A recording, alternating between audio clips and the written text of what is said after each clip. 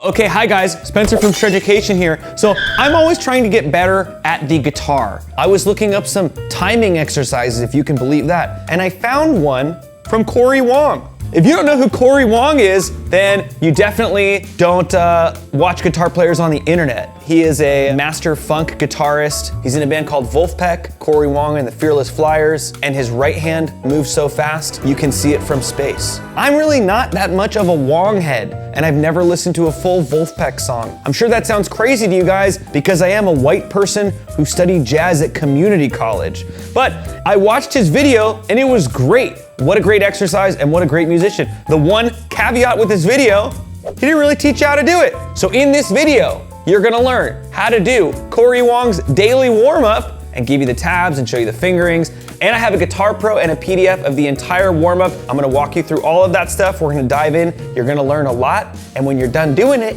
you're gonna be better at the guitar. Let's get started. First part of this warm-up, we're gonna be doing major, triad octaves, and then the relative minor. It's gonna help you if you know how to make a major chord, how to make a minor chord, you know the circle of fifths. If you don't understand those things yet, that's totally okay. You can still play the exercise and you're gonna get a lot out of it. So don't be scared. All right, so we're gonna play a C major triad, up and back down, and then we're gonna play the relative minor of C major, which is A minors. Here we go.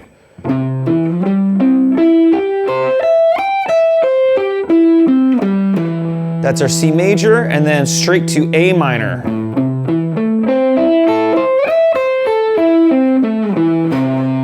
Cool, and then we're gonna go through the circle of fifths. So we're gonna imagine that we were on the fifth of wherever we're headed. So if we were just in C, we're gonna imagine that was like a C7. So C is the fifth of, we're going to F, right? So then we're gonna play an F major triad. And then the relative minor there, D minor.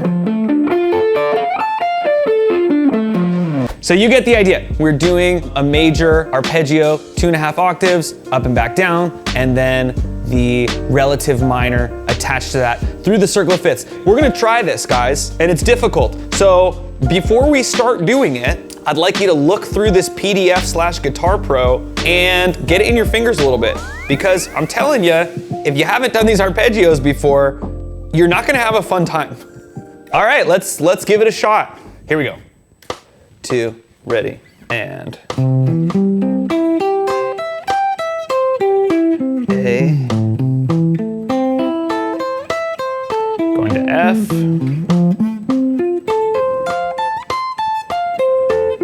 D.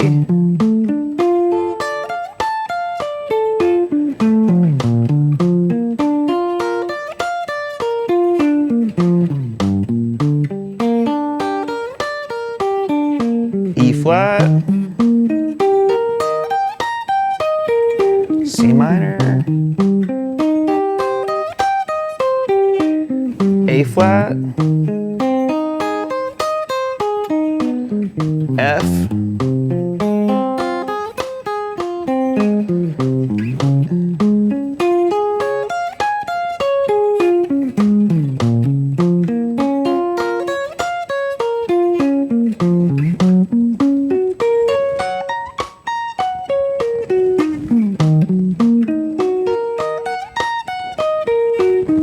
B,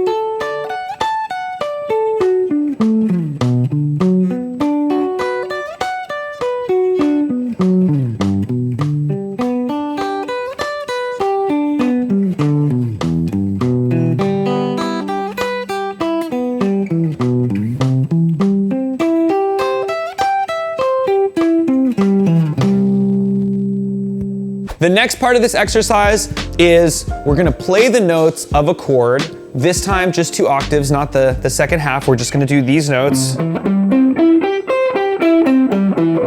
But we're gonna do chromatic approach tones. So it'll sound like this. 1E and a 2E and a 3E and a 4E.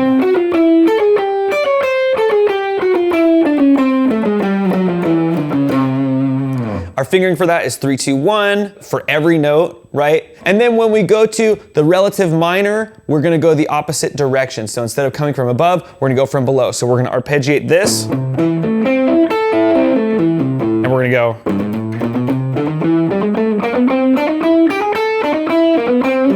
Great, we just do that through the circle of fifths. Exact same thing that we did. Now, here's the interesting thing. When we get halfway through the circle of fifths, when we get to the G flat, we're gonna switch our fingering. Instead of going 1, 2, and 3, we're gonna use 2, 3, and 4. So you work out all your fingers. This is really smart. Like I said, this is a really great warm-up. I like this a lot. So that's gonna look like this. G flat, and you can see on your tab here, it even says switch fingers. Wow. What kind of generous guy would give you such great instruction? Here we go, G flat, we've switched fingers. So we're going 4, 3, 2 now.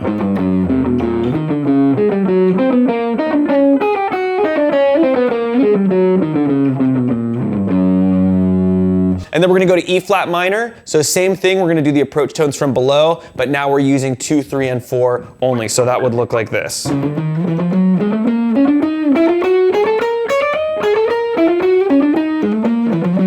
Cool, and again, we go through the circle of fifths until we end, and once you get back to your C major, you're donezo.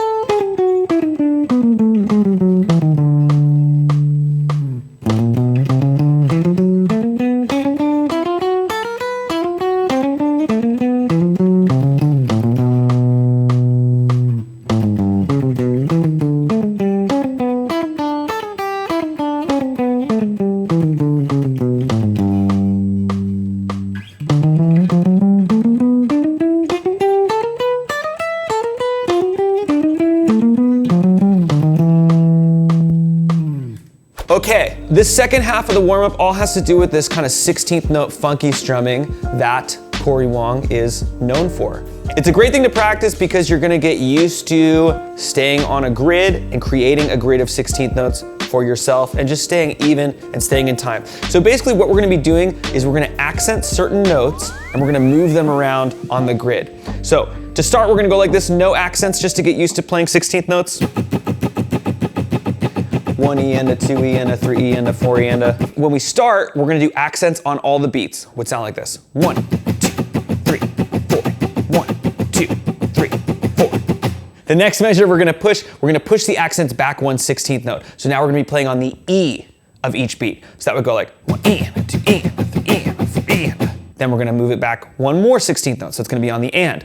1E and a 2E and a 3E and a 4E and a. And then you're gonna push it back one more and you're gonna be on the So that'd be like 1E and a 2E and a 3E and a 4E and a.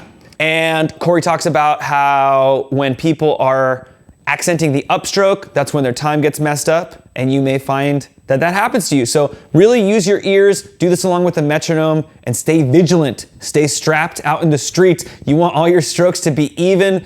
Obviously not in dynamics because we're doing accents here, but in terms of time. We don't want anything to be slower or faster or held out longer or whatever. This is straight 16ths. Okay, displacing accents, here we go. 2, 3, and.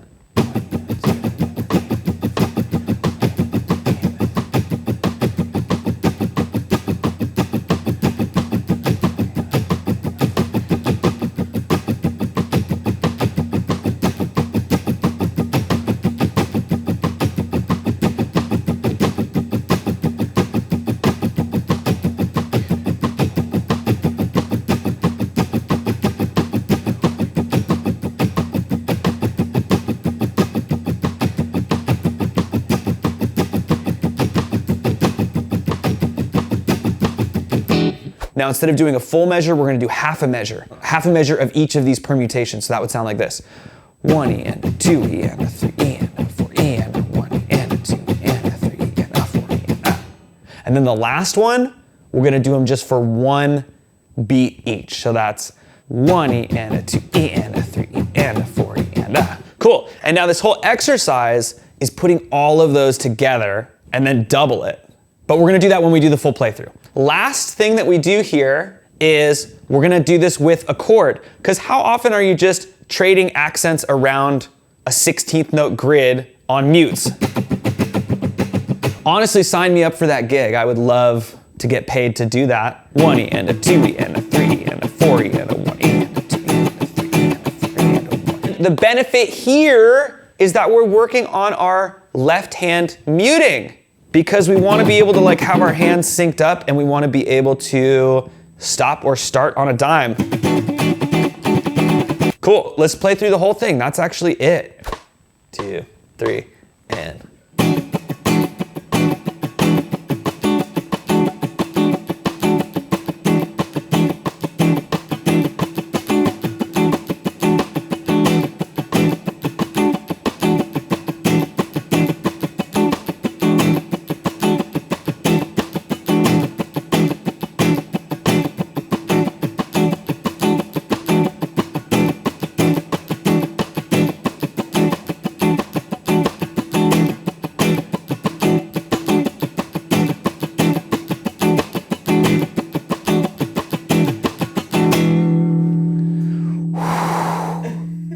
Okay, now you can play exactly like Cory Wong. You're famous, you're rich, you have a closet full of striped t-shirts, and you have an associate's degree in jazz performance from every junior college in the nation. Woohoo!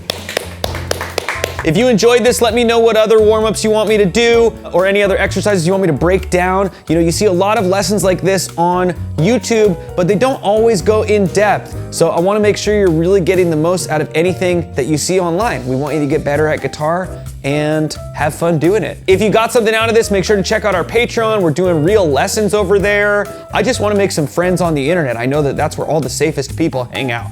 Red Bull energy balls, think about it.